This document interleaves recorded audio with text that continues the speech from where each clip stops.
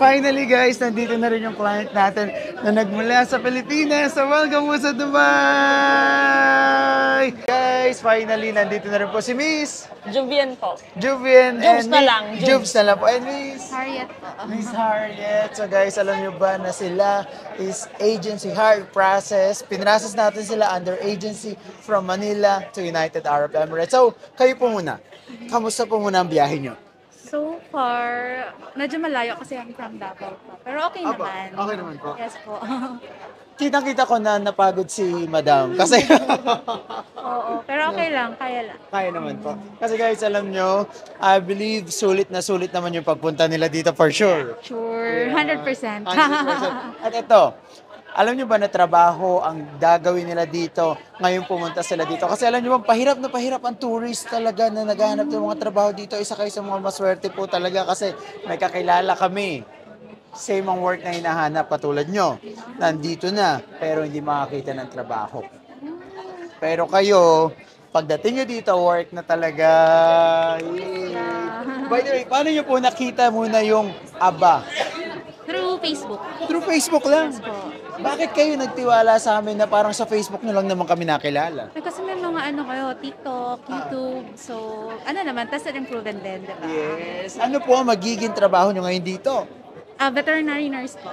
Wow! So guys, veterinary nurse. At magka-work sila. Madamasa kayo dito ng konti, Miss Jibs. Yes. So magka-work sila. Pero syempre, focus muna tayo dito kay ate kasi mamaya na tayo dito kay Miss Jibs. Okay. And also, kamusta po yung naging proseso ng documents nyo doon sa Philippines?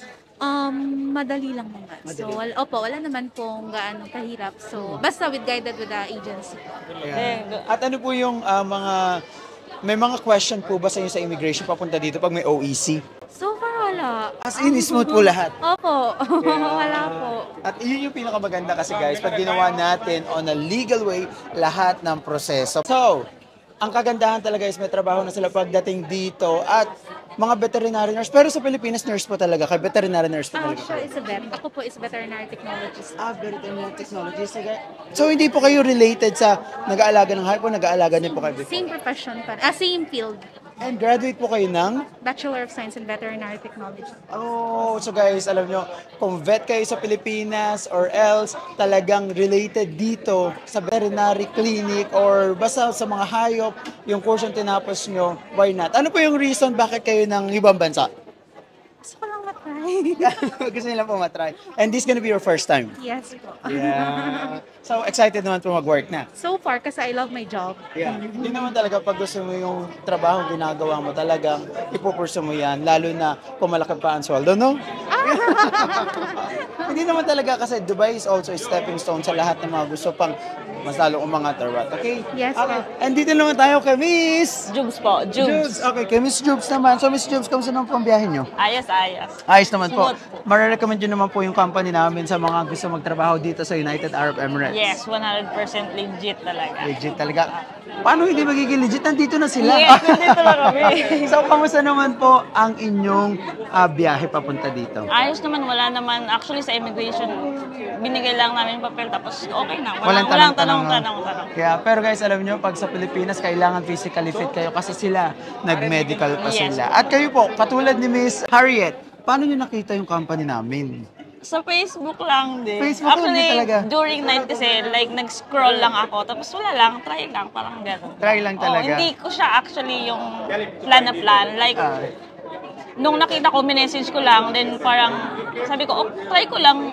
Sayang naman nung ano. Nung na-hire ako, sabi ko, oh my God, parang na-shock ako. Sabi ko, legit ba to? Siyempre mag-a-ask ka sa self mo, legit ba to? Kasi siyempre, ang bilis ng hiring. Sabi ko, tapos sabi ko, take ko lang yung opportunity nito. Kasi hindi ko naman talaga siya yung plan na plan. Like, dumating lang siya. Sabi ko, ayoko nagkaroon ng what if someday. Sabi ko, try ko lang, why not? Parang yes. gano'n. At ngayon yung what if nyo, eto na, di ba? Kasi online lang kami nagkakilala. Yes, And also, may involved na pera dito kasi may placement Yes, fee. totoo po, So, totoo. ano yung inisip nyo na sinabi mo? May placement fee to. Actually, expected ko na siya. Pero, syempre, ang hirap magtiwala. Syempre, ang dami po ngayong alam mo Scammer, na, yes. I know. Actually, during payment, may kaba ako, sir. Every time na mag-send ako, kaya nga mini-message kita sa Facebook. Pero nag-research ako sa TikTok, may mga post kayo, YouTube, tapos merong mga Google. Sabi ko, okay, legit naman siya. Sabi ko, kunan natin to. So welcome to Dubai! Legit, dito na kayo. Yeah, so medyo nagmamadali kasi nga, traffic din kasi talaga sa labas po, no? Pero, na-feel nyo po na scammer kami. Ay! Oo, talaga. Hindi naman. Parang, syempre, hindi mawawala yan sa atin. Hindi mawawala yan sa atin. Is lalo pa ngayong ngayon. Pero, syempre, I do research naman. Then, nakita ko, may mga YouTube sila, may vlog. So, may nakita ko mga props. Sabi ko, totoo ito.